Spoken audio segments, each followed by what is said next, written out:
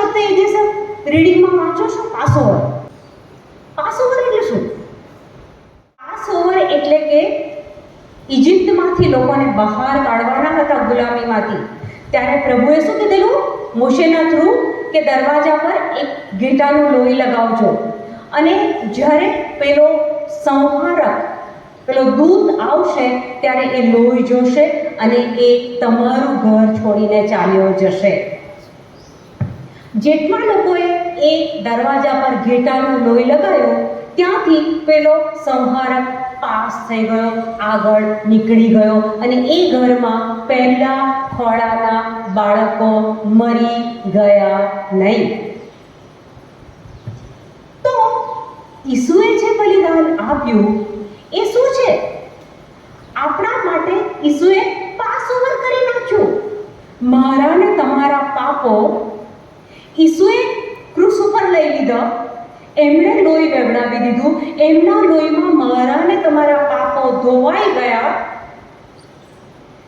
તમે કરેલા પાસ્ટના, પ્રેઝન્ટના, અને હજી તો પાછા આપણી માનવજાત હજી પાપ કરે છે અને કરતી રહેશે, તો એ બધા પાપ ઈસુએ એમના લોહીમાં ધોઈ નાખ્યા. હવે માનો કે ઈસુએ તો પાપ ધોઈ કાઢ્યો, પણ મને સાચો જવાબ આપજો, હા, જૂઠું નહીં બોલતા. આજના દિવસે તમારાથી પાપ થાય છે? પણ જો તમને એ ખબર હોય કે તમારું પાસ્ટ, પ્રેઝન્ટ અને ફ્યુચર બધા જ પાપ ઈસુએ માફ કરી દીધા છે, એના લોહીમાં આપણા પાપો ધોવાઈ ગયા છે, તો આપણો જીવન જીવવાનો રવૈયો કેવો હોય? માનો કે આજના દિવસે તમારાથી પાપ થઈ ગયા છે, અને જેન્યુઅનલી એવા પાપ કે જે પ્રભુને પસંદ નથી. હવે માનો કે એવું કોઈ ખૂન થઈ ગયું, વ્યભિચાર થઈ ગયો, આવું કોઈ પાપ થઈ ગયું, તો પછી તમે શું કરશો? એટલે પેલા આદમથી પાપ થઈ ગયું, ન ખાવાનું ફળ ખાધું, પછી આદમે શું કર્યું? પ્રભુની પાસે જવાની જગ્યાએ એ પ્રભુથી દૂર જતો રહ્યો, અને પછી અંજીરના પાંદડા લઈને પોતાના શરીરને અને હેવાના શરીરને એણે ઢાંકવાની કોશિશ કરી. પાપ થયું, પણ પાપ થયા પછી એનું સ્ટેન્ડ એવું હતું કે એ પ્રભુથી દૂર જતો રહ્યો. બીજું એક્ઝામ્પલ, યહૂદા ઇસ્કરિયોત 30 સિક્કામાં ઈસુને વેચી દીધા. પાપ થઈ ગયો, એને ખબર પડી કે હવે આ મેં 30 સિક્કા લીધા છે, હવે મારા પાપના લીધે ઈસુને હવે ક્રૂસે ચડાવવામાં આવશે, એટલે એને ગિલ્ટ મારે છે, અપરાધ ભાવ. એ જઈને આપઘાત કરે છે. પ્રભુની પાસે જવાની જગ્યાએ પ્રભુથી દૂર જાય છે. પણ સંત પિતર એ બી પાપ કરે છે, પણ સંત પિતર પાપ કર્યા પછી, ઈસુનો 3 વાર નકાર કર્યા પછી સંત પિતર શું કરે? પાપ તો કર્યું, ઈસુને ડિનાય તો કર્યું, ઈસુનો નકાર કર્યો, પણ જે ક્ષણે સંત પિતરને ખબર પડી એ પસ્તાવો કરે છે, રડી રડીને પસ્તાવો કરે છે, અને પ્રભુ પાસે પાછા જાય છે. અને જ્યારે પ્રભુ પાસે પાછા જાય છે ત્યારે પ્રભુ ઈસુ સંત પિતરને શું કહે છે? મારા ઘેટા ચરાવો, મારા લોકોને મારી પાસે લાવ, આત્માઓ બચાવીને મારી પાસે લાવ. This is the big responsibility which was given to Saint Peter. આ પાપ કર્યા પછી પણ ઈસુ છોડતા નથી. The moment તમે એની પાસે જાઓ છો, માફી માંગો છો, યહૂદા ઇસ્કરિયોત આપઘાત કરી નાખ્યો, આદમ ઈસુથી દૂર જાય છે, પણ સંત પિતર તો ઈસુની પાસે ગયા, અને ત્યાં પ્રભુએ મોટું કામ આપી દીધું. આજના દિવસે તમારાથી કોઈ એવું પાપ થઈ જાય, તમને તમારાથી ભૂતકાળમાં એવી કોઈ ભૂલ થઈ ગઈ હોય, કદાપી ગિલ્ટમાં નહીં જીવવાનું કે મારો પ્રભુ હવે મારાથી નારાજ છે કારણ કે મેં એને ન ગમતી બાબત પાપ કર્યું છે.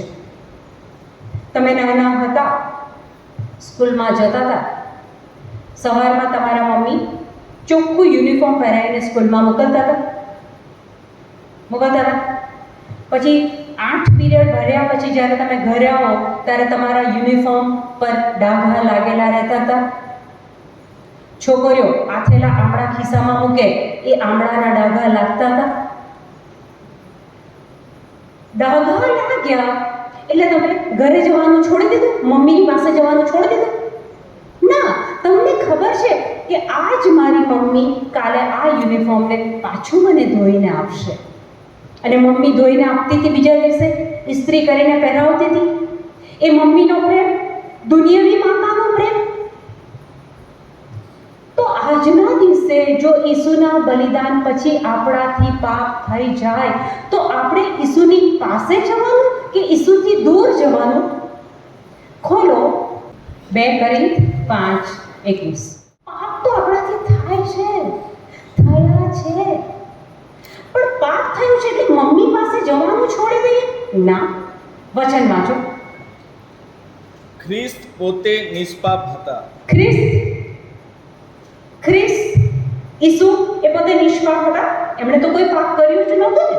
હા, તેમ છતાં આપણી ખાતર ઈશ્વરે તેમને પાપરૂપ બનાવ્યા.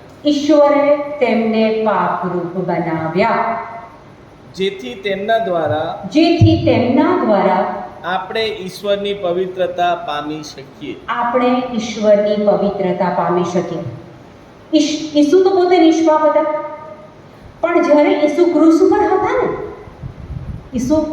પર હતા ને ત્યારે મારા અને તમારા પાસ્ટ, પ્રેઝન્ટ અને ફ્યુચર બધા પાપો એમના શરીરમાં ઈસુએ લઈ લીધા છે.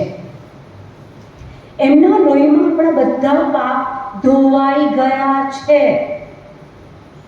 આપણી તકલીફ ક્યાં છે ખબર છે? આપણને એમાં વિશ્વાસ નથી આવતો.